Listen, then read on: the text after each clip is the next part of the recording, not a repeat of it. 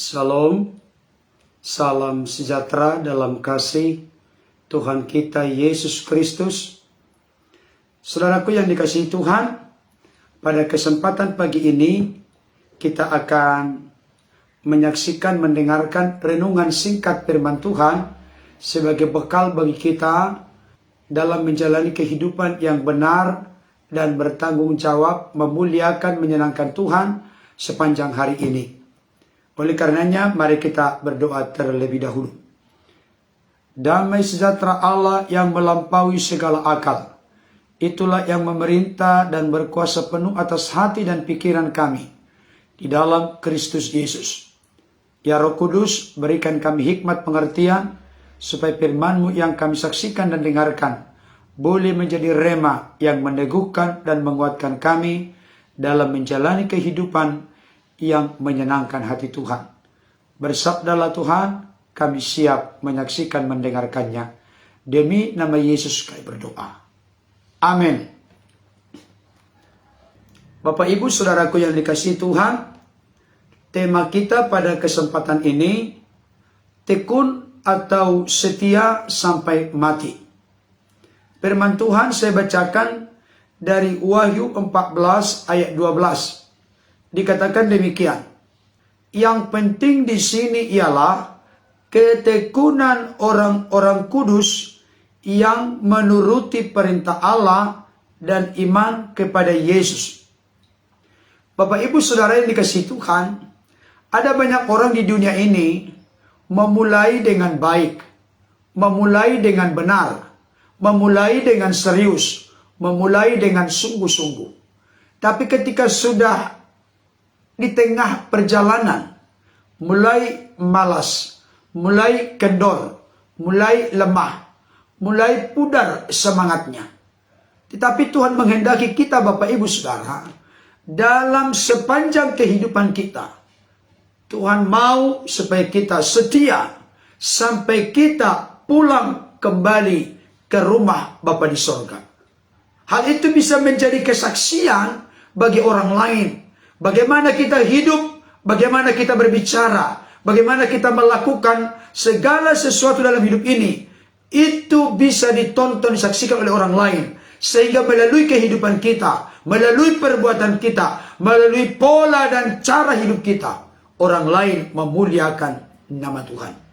Saudaraku yang dikasihi oleh Tuhan, tekun atau setia sampai mati. Jangan sampai kita memulai dengan semangat, mengakhiri dengan cara yang salah. Sama seperti teguran dari Rasul Paulus kepada jemaat Galatia. Jemaat Galatia memulai dengan roh, tapi mengakhiri dengan daging.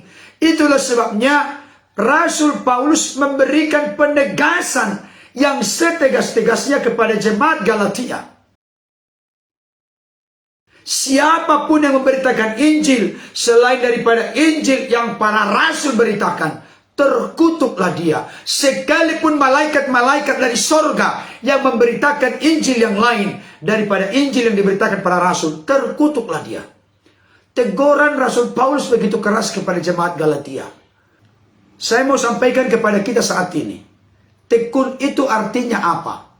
Tekun artinya setia, terus menerus, ada kontinuitas, ada kelanjutannya, ada kesinambungannya, tanpa putus, tidak pernah berhenti. Oleh karena itu saya mau sampaikan kepada kita saat ini, ketekunan membutuhkan keseriusan, membutuhkan kesungguhan, bukan setengah hati. Hal inilah yang mendasari Rasul Paulus berkata kepada jemaat Kolose, apapun juga yang kamu perbuat, perbuatlah dengan segenap hatimu, seperti untuk Tuhan. Segenap hati artinya tekun, serius, sungguh-sungguh. Bukan basa-basi, bukan asal-asalan, bukan semau gue, tapi benar-benar serius Bapak Ibu Saudara. Saya katakan memang ini tidak mudah. Banyak tantangan yang harus kita hadapi. Banyak rintangan yang harus kita lalui. Itu sebabnya saya perlu memberikan konfirmasi dan penegasan. Ketekunan itu membutuhkan pengorbanan. Sekali lagi, ketekunan itu membutuhkan pengorbanan. Ada harga yang harus dibayar. Kita harus rela dikorbankan atau berkorban. Bapak Ibu Saudara dikasih Tuhan, orang yang tekun adalah orang yang tidak peduli dengan kesulitan. Ini bagus sekali. Orang yang tekun tidak fokus kepada tantangan, kesulitan, masalah, rintangan, hambatan. Tidak, saudaraku. Orang yang tekun itu adalah orang yang selalu fokus terhadap tujuannya. Dengarkan baik Bapak Ibu Saudara. Hal yang membuat kita lemah dalam kehidupan ini, sehingga kita menjadi kendor, menjadi putus asa, menjadi tawar hati.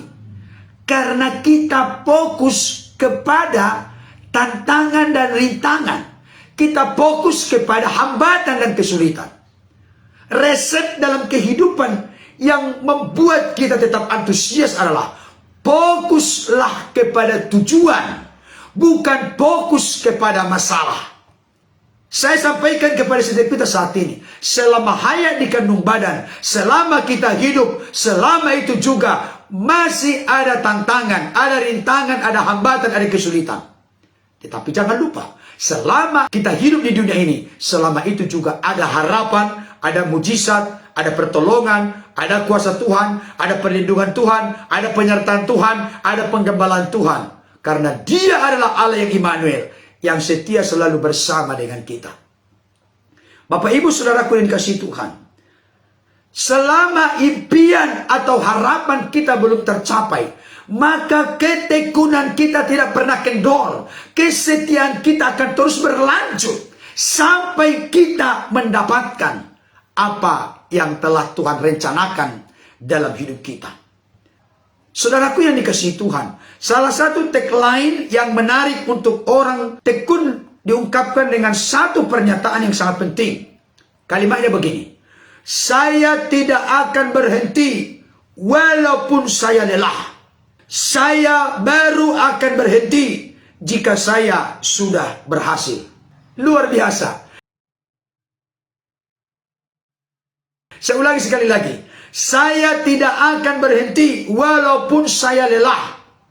Saya baru akan berhenti jika saya sudah berhasil. Inilah kegigihan, keuletan, ketekunan, kesetiaan orang-orang percaya yang menjadi tebusan Kristus. Saya mau sampaikan kepada Bapak Ibu Saudara, bukankah itu yang dicontohkan, diteladankan oleh Yesus kepada kita? Dalam sebuah ayat firman Tuhan di kitab Yohanes dikatakan, makananku adalah melakukan kehendak Bapa yang mengutus aku dan menyelesaikannya. Saudara dikasih Tuhan, kita tahu bersama, Yesus begitu banyak diperhadapkan dengan tantangan. Dan tantangan itu banyak datang dari ahli-ahli Taurat, orang-orang Farisi, orang-orang Saduki, orang-orang Selot. Orang-orang yang tahu hukum Taurat, orang-orang yang tahu peraturan-peraturan Tuhan, orang-orang yang tahu perintah-perintah Tuhan. Tapi Yesus tidak pernah menjadi lelah. Yesus tidak pernah mundur sejengkal pun. Karena apa? Karena Yesus tahu tujuan hidupnya adalah mati di kayu salib, menyerahkan nyawanya. Sampai di kayu salib dia berkata, tetelestai, sudah selesai, tujuan tercapai. Itulah yang dihidupi oleh Yesus selama ada di tengah-tengah dunia ini. Dipertontonkan, ditunjukkan kepada saudara dan saya. Bukan sebagian, bukan hanya di awalnya semangat, tapi sampai akhir. Dia setia sampai mati di kayu salib, sehingga terjadilah penebusan, pembenaran, penyucian, pengudusan, pengampunan. Kita didamaikan dengan Bapa, ditebus dan diselamatkan oleh-Nya. Saudaraku yang dikasihi Tuhan, maukah Bapak Ibu Saudara menjadi orang yang tekun? Saya mau sampaikan kepada kita, Rasul Paulus juga merupakan salah satu contoh dari tokoh-tokoh Alkitab, di mana beliau adalah seorang yang tekun. Dalam hal apa? Dalam hal melayani. Tapi jangan lupa, Rasul Paulus juga seorang yang tekun dalam kasih karunia dan pengenalan akan Tuhan. 6 tahun sebelum Rasul Paulus mengalami kematian, Beliau mengungkapkan satu kata-kata yang sangat dahsyat dan luar biasa, yang perlu menjadi sorotan perhatian kita semua. Apa itu? Filipi 3 ayat 10. Yang ku kehendaki ialah, yang ku tekuni ialah, yang ku seriusi dalam hidupku ialah mengenal Kristus dan kuasa kebangkitannya dan persekutuan dalam penderitaannya. Itu menjadi kerinduan, itu menjadi keseriusan, itu menjadi ketekunan, itu menjadi kesungguhan dalam hati seorang Rasul Paulus.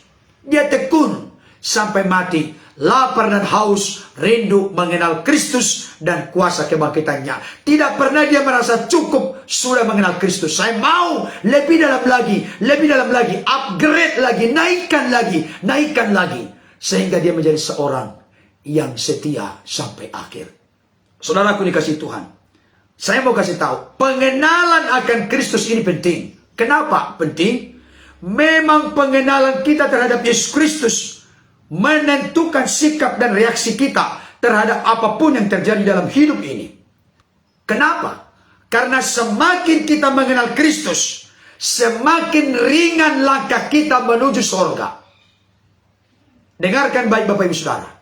Semakin kita bertumbuh dalam kasih karunia pengenalan akan Kristus, semakin kita merasa apa yang ada dalam dunia ini tidak mengikat, membelenggu kita, tidak memperbudak kita tidak mengabdi kepadanya, karena itu bersifat semu dan sementara. Semakin kita bertumbuh dalam mengenal Kristus, semakin ringan langkah kita menuju surga. Pertanyaan saya, makin ringankah langkah kita menuju surga? Jangan-jangan makin berat, aku belum layak, aku belum ini, belum itu, belum siap, belum ini. Semakin berat kita dikerangkeng, dibelenggu oleh dunia yang semu sementara, semakin berat langkah kita untuk datang ke surga. Saudaraku dikasih Tuhan, mari kita mulai sekarang. Kalau selama ini kita belum serius, belum sungguh-sungguh tekun dan setia, mari kita mulai. Sampai seperti dikatakan oleh satu firman Tuhan, hendaklah kamu setia sampai akhir, maka engkau akan mendapatkan mahkota kehidupan. Tetapi jangan lupa, semakin kita mengenal Dia, semakin kokoh kita dibentengi dari berbagai godaan dunia. Tapi semakin kita menurun dalam mengenal Dia, semakin kita terikat, terbelenggu dengan segala godaan dunia. Saudara dikasih Tuhan, saya menyampaikan, ketekunan harus dimulai dari soal-soal yang kecil. Itu sebabnya Yesus pernah berkata, jika engkau setia dan benar dalam perkara-perkara kecil, maka Tuhan percayakan kepadamu perkara-perkara besar. Mari kita mulai setia dalam hal-hal kecil. Dalam hal apa? Mari kita mulai tekun berdoa. Mau berbuat apapun kita, mau mengambil keputusan apapun dalam hidup kita, mari kita mulai dengan tekun berdoa. Mari kita mulai tekun membaca firman Tuhan. Mari kita mulai tekun untuk melakukan perintah Tuhan. Mulai dari yang sederhana sampai kepada hal yang paling sulit. Mari kita tekun untuk mengenal Dia, sehingga kita menjadi serupa dengan Dia. Karakter kita, cara bicara kita, pikiran kita, hingga perbuatan kita menjadi serupa seperti Kristus. Seperti firman Tuhan yang menegaskan kepada kita, hendaklah kamu menaruh pikiran dan perasaan yang terdapat juga dalam Kristus. Saya mau kasih tahu hal yang paling menyukakan, menyenangkan Tuhan dalam hidup ini, ketika kita memiliki pikiran dan perasaan yang sama dengan Kristus. Adalah betapa indah dan luar biasa. Hingga suatu kelak kita bertemu muka dengan Yesus, tinggal bersama Dia dalam kerajaannya yang kekal. Ketika kita telah siapkan diri dalam menuju kerajaan yang kekal. Saudara dikasih Tuhan, hidup kita adalah potret Kristus, gambaran Kristus yang bisa ditonton, disaksikan oleh dunia ini. Mudah bagi kita untuk menjawab bila ada yang menanyakan seperti apakah Yesus. Kenapa menjadi mudah? Karena kelakuan kita, perkataan kita, perbuatan kita, pola gaya hidup kita telah menyerupai Kristus, menjadi cerminan Kristus. Makanya satu bagian firman Tuhan berkata apa? Biarlah kamu menjadi suratan Kristus yang terbuka, yang dapat dibaca oleh setiap orang. Kristus itu bisa dilihat orang lain, dari tutur kata kita, dari senyuman kita, dari sapaan kita, dari apa yang kita buat, lakukan, kerjakan. Orang lain berkata, ini dia, mirip Yesus. Maka nama Tuhan dimuliakan. Karena perbuatan kita menyenangkan hati Bapa. Saudara yang dikasihi oleh Tuhan, mari pada kesempatan ini saya sampaikan kepada kita tanpa panjang lebar, milikilah moto, aku dan seisi keluargaku akan tetap tekun dan setia sampai kami kembali kepada Bapa. Tuliskan. Aku dan seisi keluargaku, suamiku, istriku, anak-anakku, kami akan tetap tekun dan setia sampai kami kembali kepada Bapa. Kalau itu yang menjadi prinsip kita, betapa indah luar biasa. Yesus pun seperti firman-Nya berkata, baik sekali perbuatanmu itu, hai hambaku yang taat dan setia. Masuk ke dalam kebahagiaan Tuhanku. Kita menikmati kebahagiaan bersama dengan Tuhan. Karena kita kedapatan telah setia dan tekun menjalankan apa yang dikehendaki Tuhan dalam hidup kita. Amin. Mari kita berdoa.